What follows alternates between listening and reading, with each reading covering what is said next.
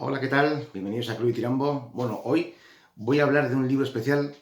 Hacía tiempo que no hablaba de un cómic, de una novela gráfica, como dicen. El otro día, en una película francesa eh, que se llama Playlist, se ve en un momento que están trabajando en una tienda de cómics y uno de los jefes dice, bueno, es que ahora se llama novela gráfica porque así es una cuestión de marketing, parece como más elegante, ¿no?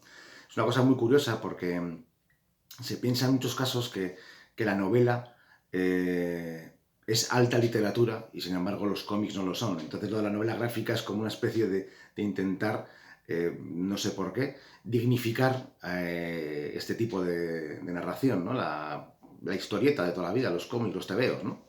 Entonces ahora se les llama novela gráfica y parece que es como un poco más serio el tema, ¿no? Pero no sé por qué esto que voy a hablar es novela gráfica y no lo puede ser, por ejemplo, no lo sé, Watchmen o Civil War o cualquier novela de Marvel, de DC, ¿no? No sé por qué unos tienen que tener como esa etiqueta de alta literatura y otras no. Bueno, sin más, no me voy a meter en ese jardín, no es el momento. Voy a hablar de un libro que me llamó mucho la atención. Bueno, es un libro que recién salido ahora en nuestro país. eh, y me llamó la atención porque yo lo veía, tiene una de las portadas más feas que he visto en mi vida. Creo que tiene uno de los diseños, lo siento mucho, o sea, si me está escuchando el diseñador de este cómic, de esta novela gráfica, pero la portada me parece un espanto. Pero claro, es cierto que según la ves se te queda ¿no? Y sobre todo cuando la empiezas a ver en muchas librerías. Yo la empecé a ver en muchos sitios y como bien posicionada, tal, y era como, bueno, pero ¿qué es esto? ¿Por qué me lo encuentro en todas partes este libro? Entonces me acerqué, lo cogí un día, estaba retractilado, cosa que también para un cómic es un poco, claro, no poder ojear, no poder ver el tipo de dibujo que es, porque tampoco en la portada te deja mucho vamos, te deja todo a la imaginación, mejor dicho. Y el tema es que en la faja ponía que había sido el Fab Dog de Angoulême del 2021. El festival de Angoulême es como si fuese el festival de Cannes para los cómics y el Fab Dog, el gato de oro, es el equivalente a la palma de oro, ¿no? Entonces la mejor historieta, el mejor libro de cómic, novela gráfica, llamémoslo como queramos, era para el accidente de caza, atentos a la portada. Por eso digo que yo lo veía y esto de primeras no te llama. A mí por lo menos no me llamaba, ¿no? Aquí arriba esto está en braille, es la historia de una persona ciega y estoy viendo que como que se me ha quedado de repente en sombra aquí. Es que estoy en un día un poco nublado. Pero bueno, el accidente de caza de David L. Carson al guión y Landis Blair a los dibujos. Bueno, esta es la portada. Fijaos, el lomo también. Es que no es nada atractivo. O sea, no tiene así de primeras. Luego entras dentro y ya, sí, ya ves que el tipo de ilustración a mí me recuerda mucho un poco al estilo de Joe Sacco. Bueno, Joe Sacco es quizá más periodístico, más, bueno, el tema de conflictos, suele ser conflictos de política internacional, etcétera, guerras. Esto, bueno, es un tema mucho más eh, personal, más onírico. Bueno, ¿qué es lo que cuenta? Vamos a ir por partes. ¿Qué es lo que cuenta el accidente de caza? Bueno, pues empieza a finales de los 50 en Chicago, y cómo un chico va contando cómo tras la muerte de su madre, bueno, pues va a vivir con su padre, que es un gran desconocido para él, que es una persona que se ha quedado ciega y que escribe en braille eh, unos, mm, unos poemas épicos y es como una persona está todo el día fumando y una especie como de persona misteriosa, ¿no? No saben mucho de su padre. Porque, bueno, o bien porque no se han interesado el uno en el otro o por alguna razón. El caso es que cuando va a vivir con él, empieza poco a poco a conocerle y le pregunta a ver por qué se quedó ciego. Entonces él siempre, bueno, le habían contado una historia de que había sido un accidente de caza, que sin querer un amigo suyo le había disparado, etcétera, ¿no?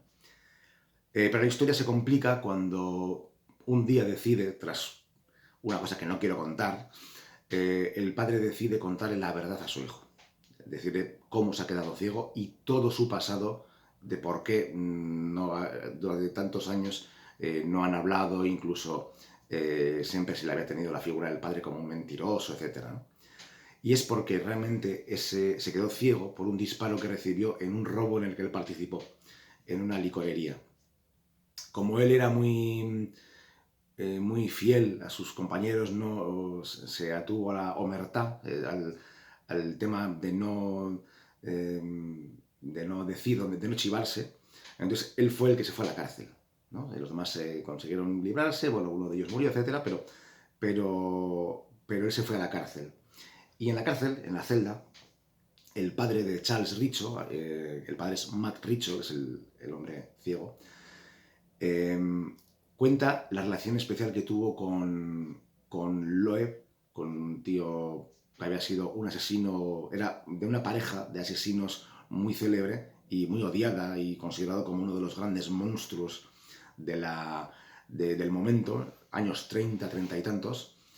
Pues coincide en celda con uno de esos dos monstruos. Al otro lo mataron.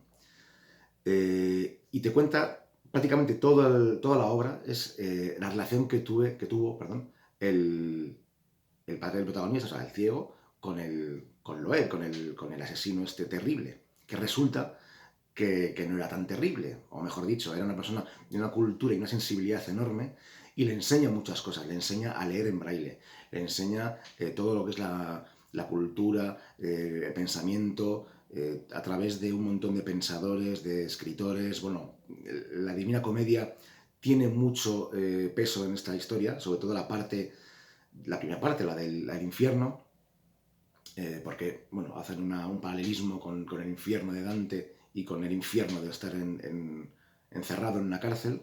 La cárcel tiene una forma, bueno, aquí no se ve muy bien, es que no sé si va a conseguir encontrar la página en la que se ve, porque curiosamente la forma que tiene la cárcel es un panóptico, como de Jeremy Bentham, que es el libro también que comenté aquí, en Cluj y Tirambo, que yo siempre decía que no me acababa de hacer mucho la idea de cómo era a ver si lo encuentro, cómo era esas cárceles, ¿no? En las que todo se vigilaba y todo se... No sé, ahora no, justo no lo voy a encontrar. Bueno, pero se está viendo pues que es una especie de cárcel circular con una torre en medio, y entonces están todos vigilados constantemente. Siento ser pesado, pero es que quiero que veáis la imagen, porque es muy significativa, ¿no? De lo que es el panóptico, que ya había hablado de él en otra ocasión aquí, el libro de Bentham, que por otro lado también es muy interesante.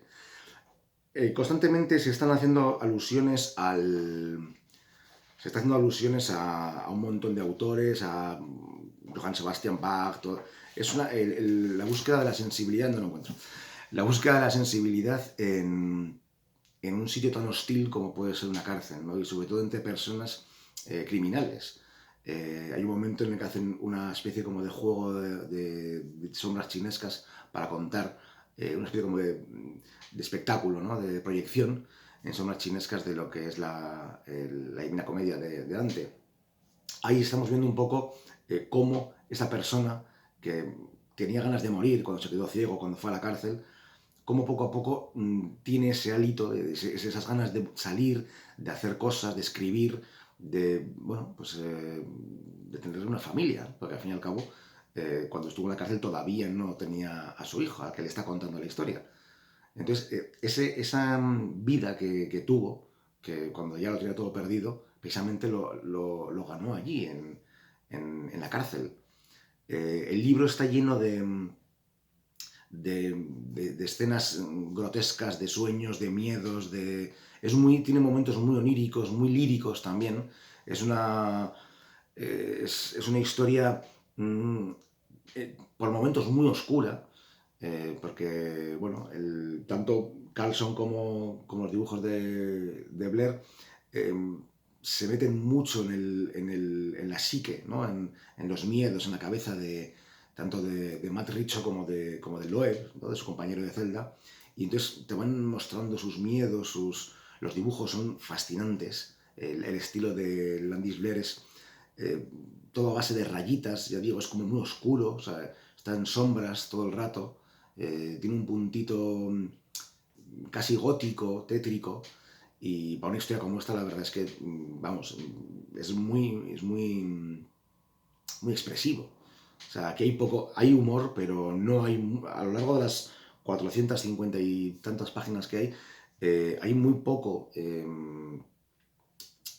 espacio para el humor, que sí lo hay, pero ya digo que es una historia muy oscura, eh, muy intensa. Fue una historia real, o sea, esto está basado en hechos reales y la verdad es que es muy curioso que una historia tan cruda eh, se haya alzado con el gato de oro, ¿no? Pero sí que es cierto que es una historia realmente fascinante, muy bien contada. Tiene algunas escapaditas por ahí que a mí personalmente igual me sobraban, pero sí creo bueno, que la verdad es una maravilla y es digno de contar. El accidente de caza de Carlson Landis Blair, de Planeta Comic, recién salido. A pesar de esta portada fea, hacerle caso. Hay una historia, una canción muy mítica que dice no juzgues el libro por la portada y en este caso hay que llevarlo al cabo. Venga, nos vemos, chao.